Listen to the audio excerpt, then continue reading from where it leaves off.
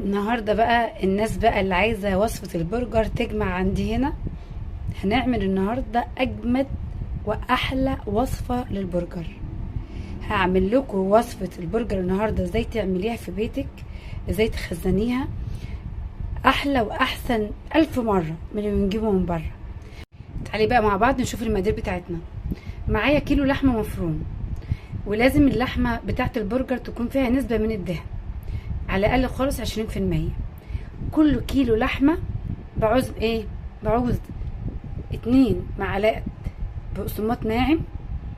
والتركايه بتاعت النهارده بتاعت البرجر بياض بيضه ومعلقتين من الطحينه.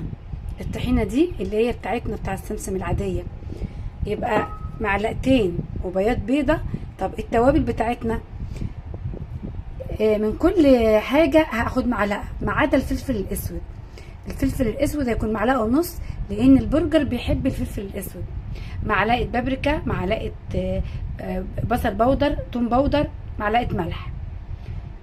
تمام. عايزه اقول لكم على حاجه، البرجر ده الوصفه بتاعته هتعتمدوها من الاخر. تعالوا نشوف مع بعض هنعمل ايه. تعالي شوفي بقى يا ست الكل، هناخد البهارات كلها.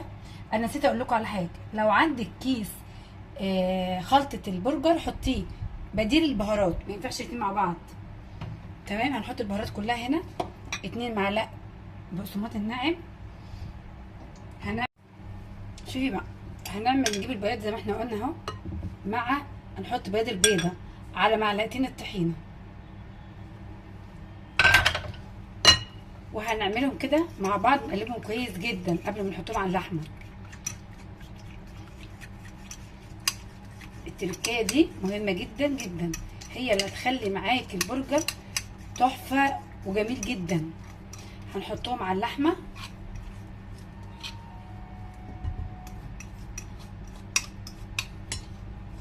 احنا كده حطينا كل حاجة. اعجني بقى زي ما انت شايفة كل المكونات مع بعض. اعجنيه لمدة 10 دقايق لحد ما لون اللحمة معاكي يفتح. وانت بتعجنيه هتتفرجي على اللحمة عاملة ازاي معاكي. هنعجن كويس جدا. شوفي بقى يا ست الكل، عجنا مع بعض اهو. امسكي كده بقى اللحمه تعمليها، شوفي ازاي تعرف نجاح البرجر وانت بتعجنيه اهو. لا افتكاسات ولا نحط بقى بصل ولا مش عارفه ايه، اهي زي الفل زي ما انتم شايفين. عندنا بقى في مكبس زي كده عندك زي الفل. ده مكبس رخيص جدا، ممكن تلاقيه في عند بتاع محلات الادوات المنزليه. طيب ما عنديش مكبس، المكبس ما عنديش، هجيب اي غطا برطمان عندي. شوفي بقى يا ست الكل، عندك اكياس بتاع سندوتشات، هاتيها وقطعيها نصين وهتنفع. طيب انا عندي اكياس بس انا جايباها جاهزه بصراحه كده زي ما انت شايفه كده. ما عندكيش دي، اعملي عادي بالاكياس بتاعتنا السندوتشات العاديه وقطعيها. احنا زي ما قلنا انا بس عندي المكبس، هعمل بالمكبس.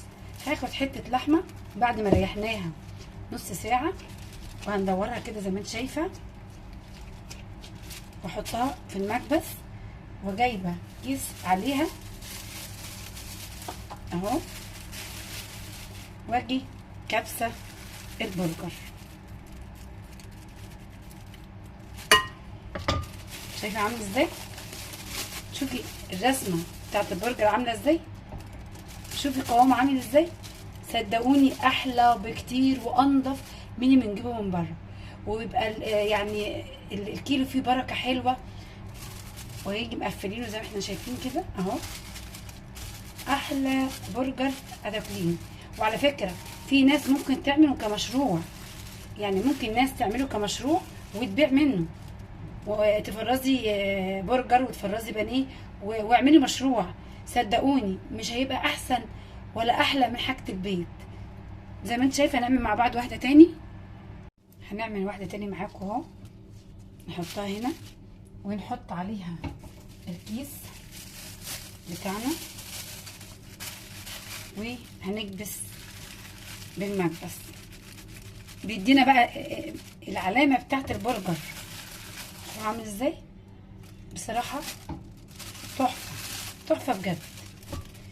انا معلش ما عنديش غطا برطمان كنت عملت لكم بيه، بس صدقوني اي غطا عندكم باي مقاس يعجبكم اعملوه. شوفوا المنظر عامل ازاي، حاجه حلوه حاجه نظيفه. تيجي ساعه المدارس تطلعيها الصبح وتشوي وتعمليها على البوتاجاز على طول وتعملي سندوتشات لاولادك، يبقى زي الفل. وبكده انا خلصت تفريز البرجر. يلا قومي تشجعي وهاتي. مفيش احسن من ولادنا ان احنا نعمل حاجه بايدينا، حاجه تكون نضيفه في بيتنا. الكيلو صدقوني هتعمل لكم حاجه حلوه وبركه كبيره، احسن من اللي نجيبه من بره. جهزي حاجتك للمدارس، جهزي حاجتك تكوني زي ما قلت لكم قبل كده تعبانه تقدري تطلعي وتعملي سندوتشات لاولادك. يا رب يكون الفيديو والوصفه عجبتكم، وان عجبكم الفيديو واستفدتوا منه ما تنسونوش في اللايك، واحب اسمع ارائكم في الكومنتات. وشرفني اللي ما اشتركش في القناه يشترك، وان شاء الله اشوفكم على خير في وصفه جديده.